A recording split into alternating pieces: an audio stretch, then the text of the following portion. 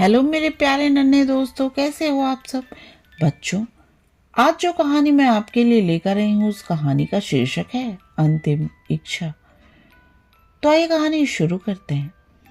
समय के साथ साथ राजा कृष्णदेव राय की माता बहुत वृद्ध हो गई थी।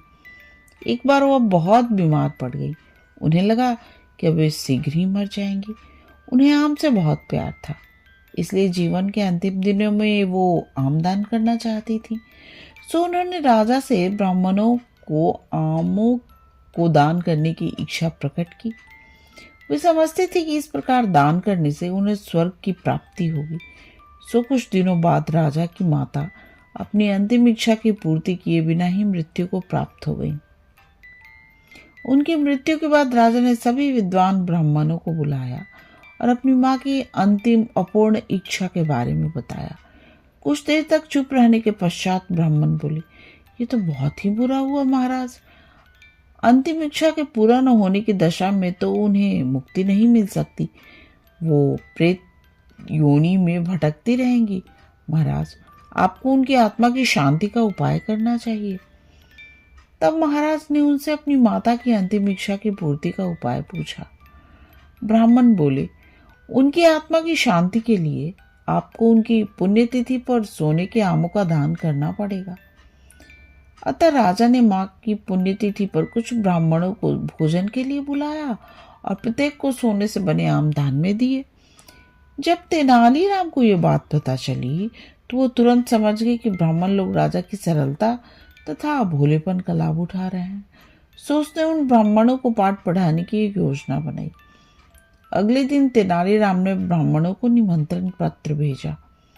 उसमें लिखा था, तेनालीराम भी अपनी माता की पुण्यतिथि पर दान करना चाहते हैं, क्योंकि वह भी अपनी एक अधूरी इच्छा लेकर मरी थी। जब से उसे पता चला कि उसकी माँ की अंतिम इच्छा पूरी न होने के कारण प्रेत योनि में भटक रही होगी, वो बहुत ही दुखी है और वह चाहता है कि उसकी माँ की आत्मा को शांति मिले। ब्राह्मणों ने सोचा, तेनालीराम के घर से भी बहुत अधिक दान मिलेगा, क्योंकि वो शाही विदूषक है। सभी ब्राह्मण निश्चित दिन तेनालीराम के घर पहुंच गए। ब्राह्मणों को स्वादिष्ट भोजन परोसा गया। भोजन करने के पश्चात सभी दान मिलने की प्रतीक्षा करने लगे। तभी उन्होंने देखा कि तेनालीराम लोहे के सलाखों को गर्म कर रहा है। पूछने पर तेनालीराम बोले, मेरी माँ फोड़ों के दर्द से परेशान थी। मृत्यु के समय उन्हें तेज दर्द हो रहा था। इससे पहले कि मैं गर्म सलाखों से उनकी सिकाई करता, वो मर चुकी थी। अब उनकी आत्मा की शांति के लिए मुझे आपके साथ वैसा ही व्यवहार करना पड़ेगा जैसा कि उनकी अंतिम इच्छा थी। ये सुनकर ब्राह्मण बौखला गए। वे वहां से तुरंत चले जाना चाहते थे। वे गुस्से में तेनालीराम से बोले कि हमें गर्म सलाखों से दागने पर तुम्हारी माँ की आत्मा को शांति कैसे मिलेगी? नहीं महाशय, मैं झूठ नहीं बोल रहा।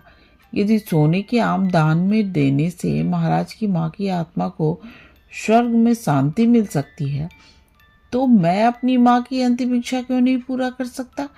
ये सुनते ही सभी ब्राह्मण समझ गए कि तेनालीराम क्या कहना चाहता है।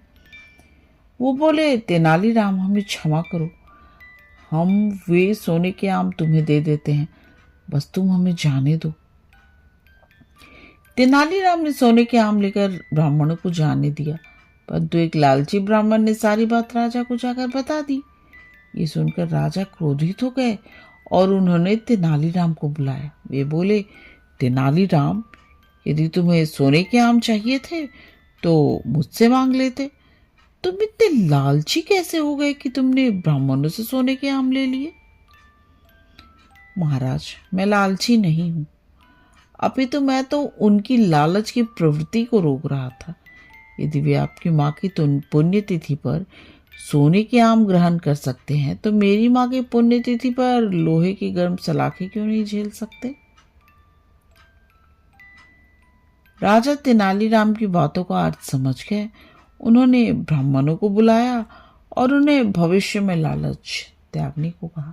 बच्चों, अगर आपको ये कहानी पसंद आई तो प्लीज़ मेरे चैनल को सब्सक्राइब करो और मेरे प्यारे नन्हे दोस्तों, आप आराम से सो जाओ और सपनों की दुनिया में खो जाओ। गुड नाइट मेरे प्यारे नन्हे दोस्तों, गुड नाइट।